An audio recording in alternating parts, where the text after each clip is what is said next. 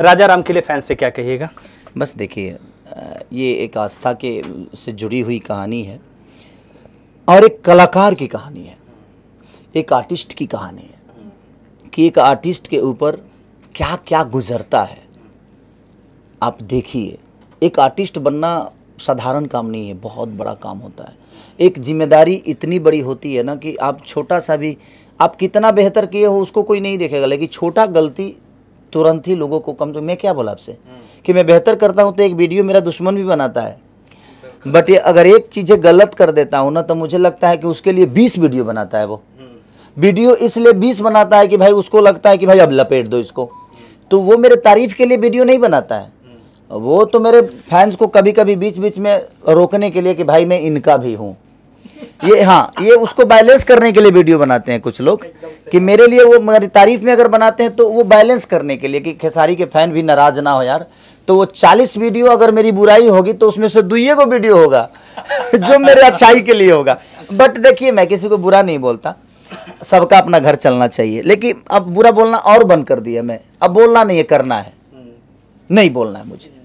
वो फलानवा क्या कह रहा है, नहीं कह रहा है, मैं अपने काम से जवाब दे रहा हूँ ना, तब मुझे करना है भाई। हमें बोलकर दुनिया को एंटरटेन नहीं करना है, क्योंकि हमें जो भी बोलना होगा, जो भी डायलॉग बोलना होगा, मैं अपने सिनेमा में बोलूँगा।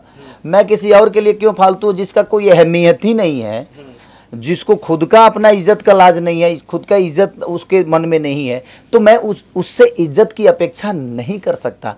तो उस दुनिया को समझाने से अच्छा है कि खुद को समझाओ और खुद को समझा के अच्छी राह पे चलो, जिससे समाज का भी भला हो, जिससे आपके आने वाली पीढ़ी को भला हो। बढ़े पुत्र पिता के धर्म में, खेती उपजे अपना कर में, ये दुनिया का दस्तूर है। आप जो करोगे ना, अभी आपको मज़ा आ रहा है, लेकिन आपका जब बेटा होगा ना, तब आपको समझ में आएगा कि जो लैंग्वेज, जो चीज़ें आप दूसरों के लिए इस्तेमाल करते हो, वही बेटा आपको आने वाले भविष्य में आपके लिए इस्तेमाल करेगा। तो बेहतर करोगे तो उसका बेहतर भविष्य होगा, बेहतर नहीं करोगे, मेरे पापा ने बहुत अच्छा काम किया होगा तभी मैं आज यहाँ तक पहुँचा हूँ। क्योंकि देखिए, ज़िंदगी में कोई भी चीज़ आप जब करोगे, भगवान राम बन क्यों गए, उसका रीज़न था ना कि सरवण जी के पिता ने श्राप तो दिया था कि जिस तरह बेटा के वियोग में मैं मर रहा हूँ ना, उसी तरह तुम्हें भी एक दिन बेटा के वियोग में ही मरना पड़ेगा। आज जिस तरह मेरे चिता को अग्नि लगाने वाला मेरा बेटा नहीं होगा, उसी तरह तुम्हारा भी नहीं होगा। तो भुगतना पड़ा ना राजा दशरथ को। तो जिंदगी में अभी आपको समझ में आ रहा है कि ये उल्टा नहीं पड़ेगा, पढ़ना तो है भाई। अगर आप गलत करोगे तो पढ़ना सबको है, कि अभी आपको इसलिए समझ में नहीं आ रहा है कि आप उस वास्ता में नहीं गए हो। जब आप वहां पहुंचोगे ना, तो उस दिन समझ में आएगा कि मैंने खेसारी के साथ बहुत गलत किया था, आज मेरे साथ हुआ। तो अभी समझ में नहीं आ रहा है और कुछ लेके ना आना है ना जाना है। तो मुझे लगता है कि अपना कुछ ऐसी चीज़ें करके इस धरती से चले जाओ कि ये धरती पर जिस दिन ना रहो ना, उस दिन उसकी चर्चा हो, तब आप अच्छे इंसान बन के जाओगे। तो लोग कहते हैं ना कि एक ही तो ज़िंदगी है, इसमें यार सब मौज मस्ती ये कर लो। भाई, तो ज़िंदगी जब एक ही है तो मौज मस्ती तो तुम कर ही लोगे, लेकिन अच्छा करने के लिए दोबारा दूसरी ज़िंदगी नहीं मिलने वाली। इसी में आपको अच्छा भी करना है और इसी में बुरा भी करना है। तो जो आपको करना है, अब आपकी चॉइस है जो आप अच्छा करना चाहते हो कि बुरा करना चाहते हो, क्योंकि एनर्जी दोनों में लगती है।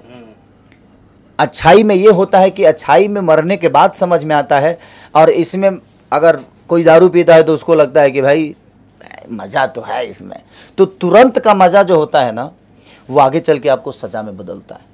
तो कोशिश ये करिए कि तुरंत का मज़ा ना ले, कोशिश करिए कि अपने माँ बाप का इतना सेवा करिए ना कि उनसे बड़ा धरती पे कोई मंदिर और कोई मस्जिद नहीं है, और उनसे बड़ा भगवान इस धरती पे कोई नहीं है।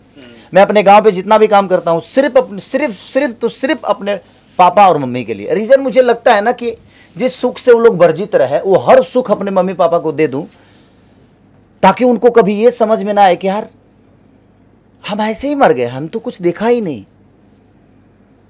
इसीलिए, नहीं तो मेरे घर में रहने वाला वहाँ कौन है? 3-3 घर ऑलरेडी पहले से है, इसके बाद भी मैं बनवा रहा हूँ 24-25 रूम का बड़ा सा महल। किस लिए? इसलिए कि जो सुख में मैं रहता हूँ, उस सुख में मेरे भाई भी रहें, उस सुख में मेरे भाभियाँ भी रहें, उस सुख में मेरी भवे भी रहे, उस समय सुख में मेरे भतीजे भी रहें।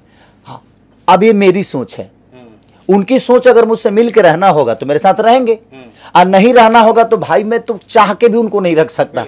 ये तो उनका विचारधारा है।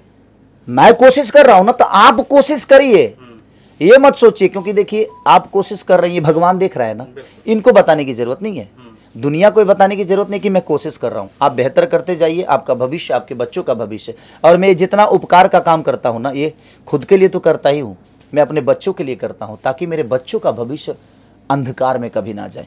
ईश्वर देख रहा है, सबके लिए वो लिखा है, सबके लिए वो रास्ता बना रहा है। जिस रास्ते पे आप चलोगे, उसी रास्ते पे आपका बेटा भी चलेगा, उसी रास्ते पे आपका बच्चा भी चलेगा, एक ना एक दिन चलेगा। हम जिस रास्ते पे चल रहे हैं, उसी रास्ते पे हमारा बेटा भी चलेगा। तो कोशिश यही है। प्रभु श्री राम के लिए मैं अभी प्रभु श्री राम साक्षात मेरे साथ में है, मैं तो इतना ही बोलूँगा कि राम वन गए, राम बन गए। जय श्री राम, राजा राम।